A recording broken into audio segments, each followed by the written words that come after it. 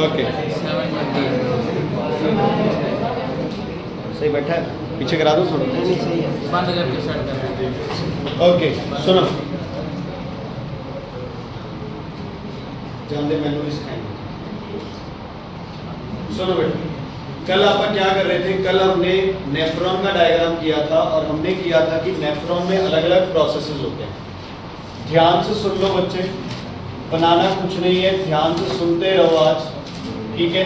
ये अपने पास क्या था कल? बोलो इसका नाम, बोलो इसका नाम। वोमेन्स कैप्सूल, जिसके अंदर क्या प्रेजेंट था बच्चे? एफरेंट आर्ट्रियोल, ये थी इफरेंट, और ये था अपने पास ग्लोमेरुलस। क्या था अपने पास? ग्लोमेरुलस। मैंने बताया था कि यहाँ पे आपका ब्लड क्या होगा? फिल्टर होगा। किस पे फिल्टर होगा? बहुत ज्यादा प्रेशर पे। ये भी मैंने कल बताया था कि किसी, आप मान लो कि छन्नी से कोई चीज छान रहे हो, है ना, तो वो क्या होगी बच्चे? आपके पास फिल्ट्रेशन। लेकिन छानते हुए अगर आप अपने हाथ से भी चीज़ों को प्रेस कर रहे हो, कोशिश कर रहे हो भी ज़्यादा से ज़्यादा लिक्विड बाहर निकले, तो वो क्या हो गई? Ultra filtration. यहाँ ब्लड प्रेशर क्या है? बहुत ज़्यादा है। यहाँ ब्लड प्रेशर क्या है? बहुत ज़्यादा है। तो यहाँ वाले ज़्यादा ब्लड प्रेशर को की वजह से ब्लड में से क्या क्या बाहर आ जाएगा बच्चे?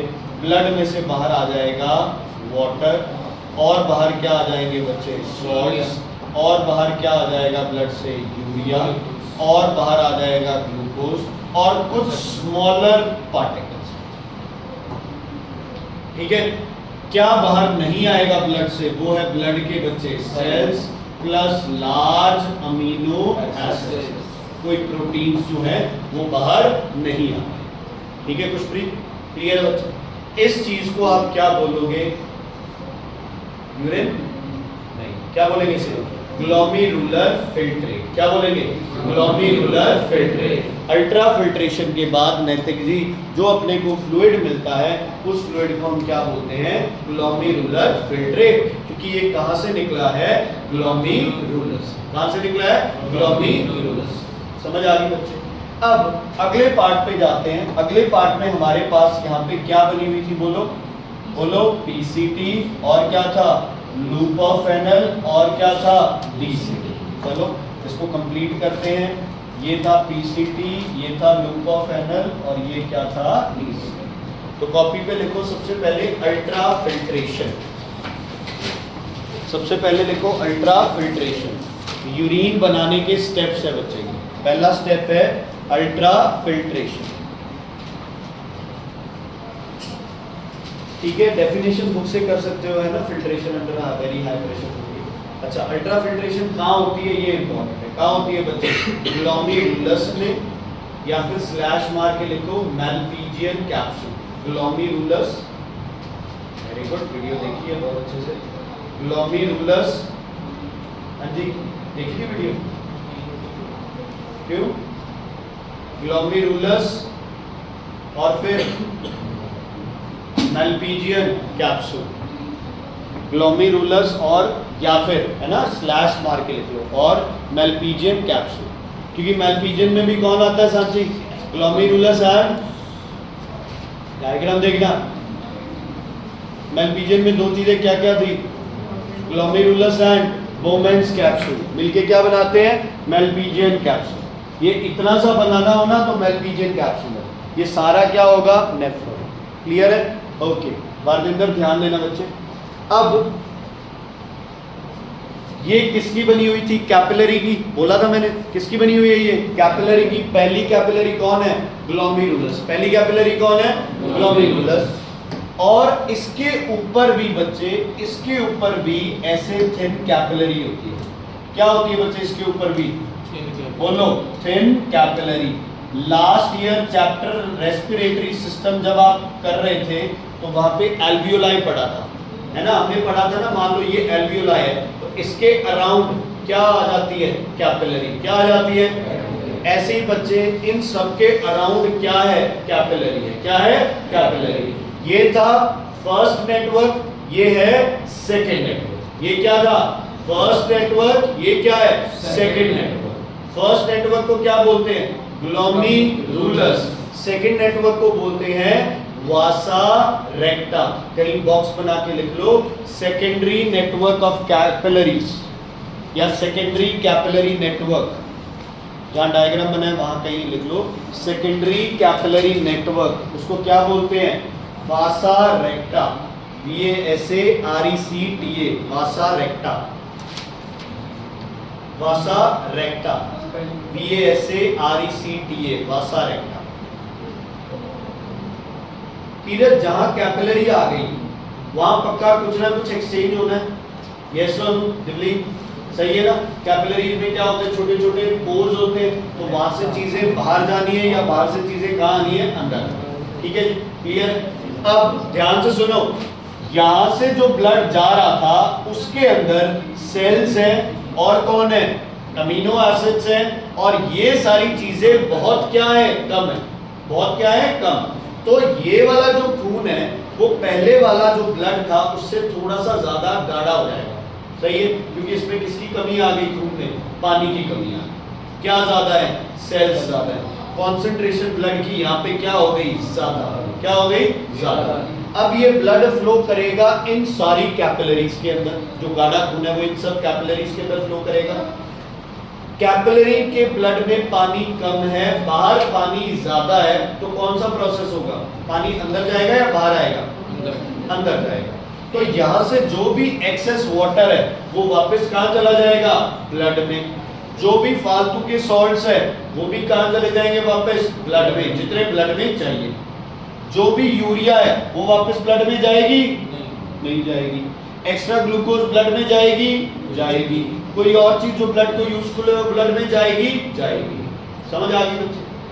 यूरिया को छोड़ दिया, बाकी सब चीजों को जितना जितना चाहिए था उतना उतना क्या कर लिया? बोलो, एब्जॉर्ब। क्या कर लिया? अच्छा, एब्जॉर्ब किया या रीएब्जॉर्ब किया?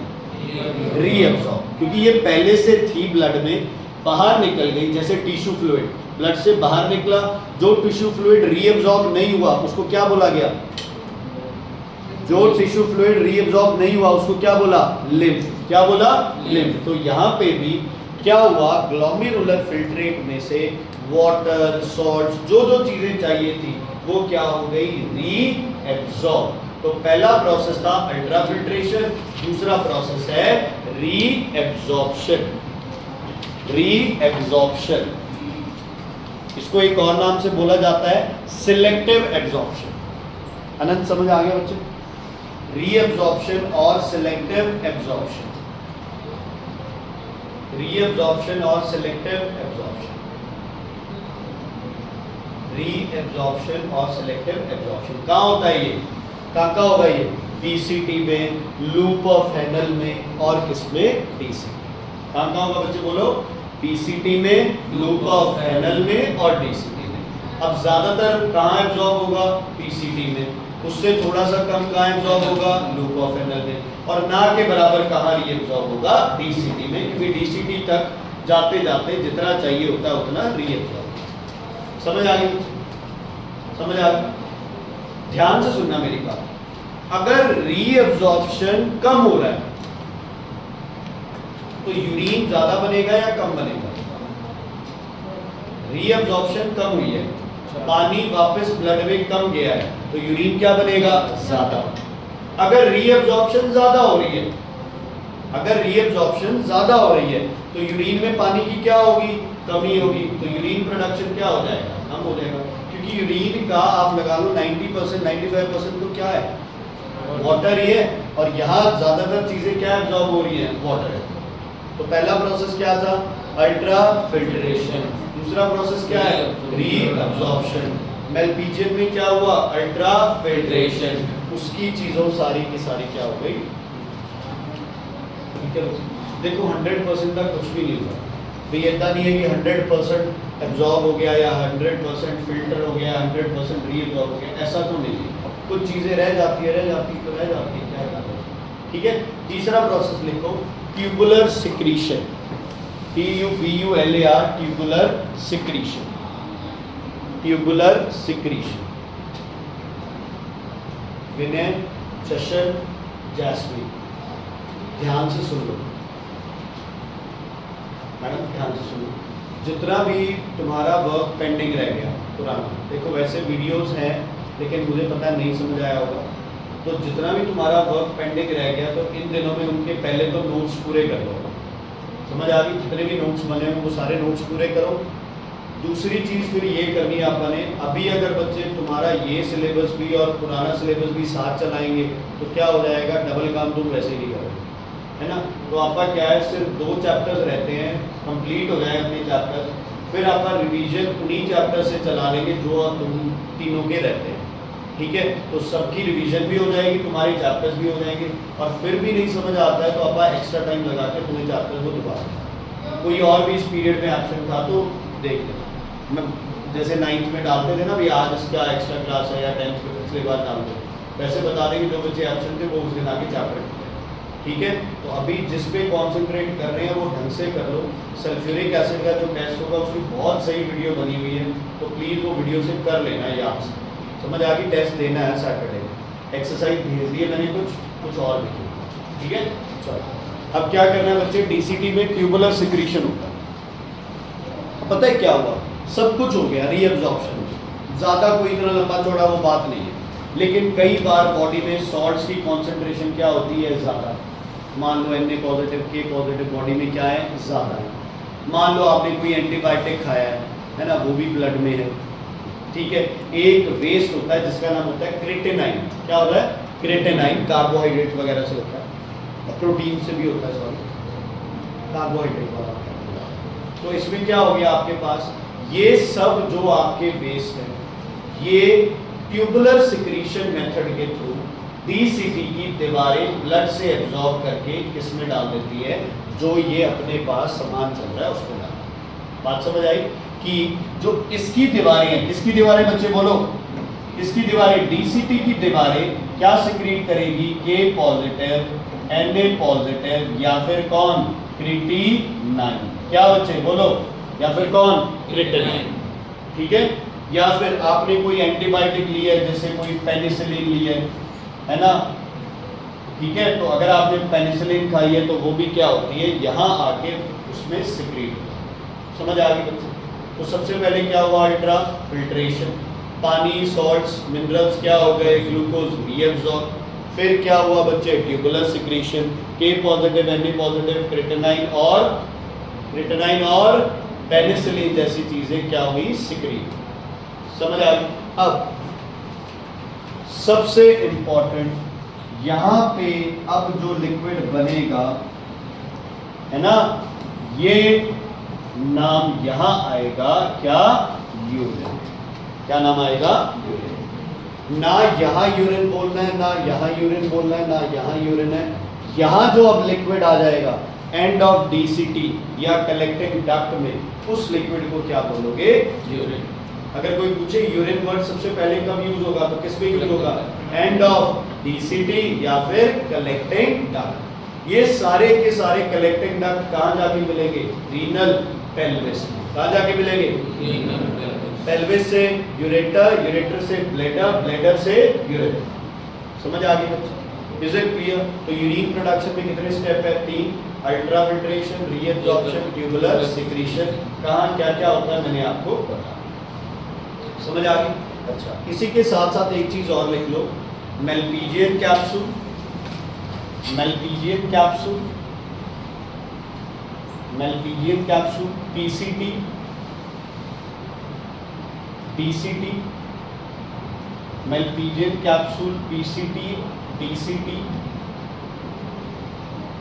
are present in renal cortex, are present in renal cortex, renal cortex, which gives it a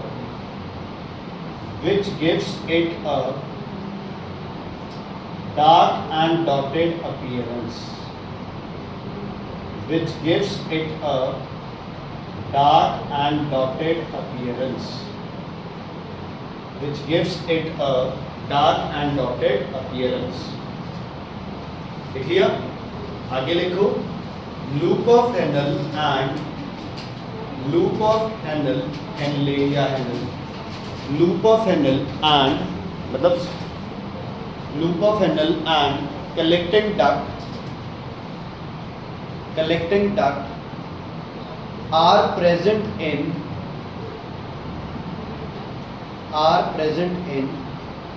renal medulla. Renal word किसके लिए होता है Jasmine? Renal word kidney, renal medulla. Jasmine सारे टेस्ट बहुत अच्छे दिए हैं बच्चे, ठीक है। अब ऐसे ही पेपर भी बढ़िया करके आना है, ठीक है। Renal medulla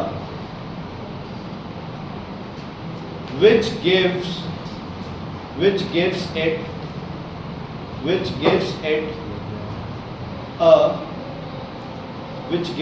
a stripped appearance, STRIPPED, which gives it a stripped appearance as they look like conical pyramids,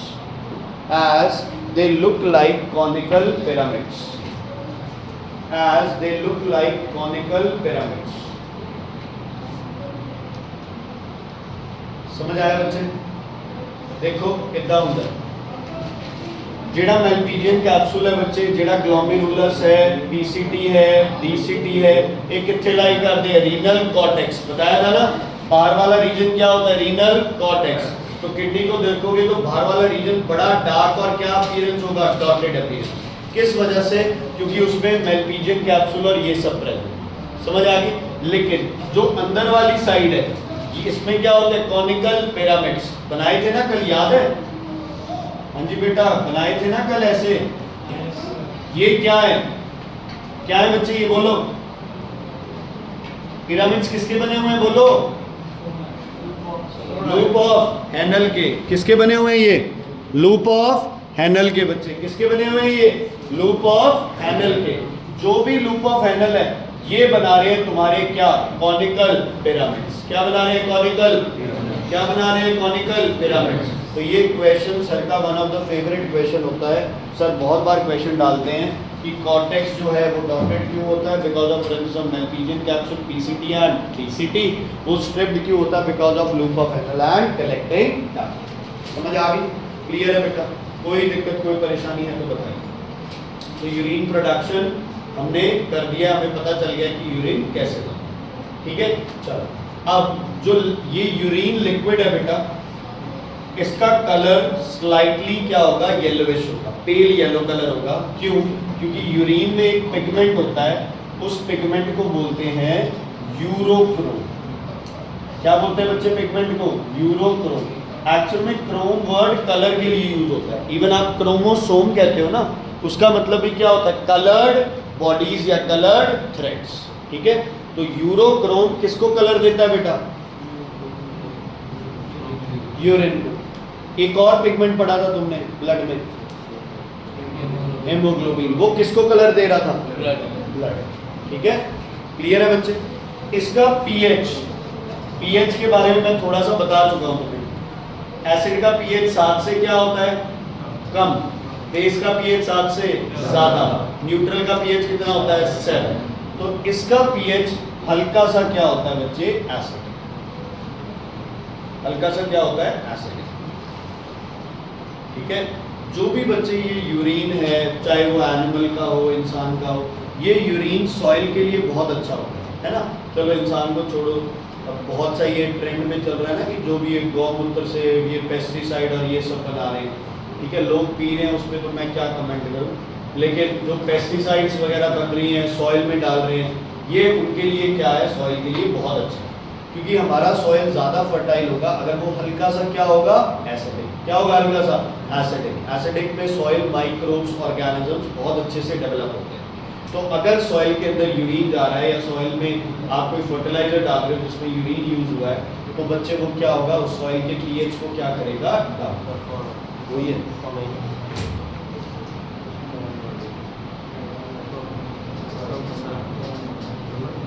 अरे यार ये तो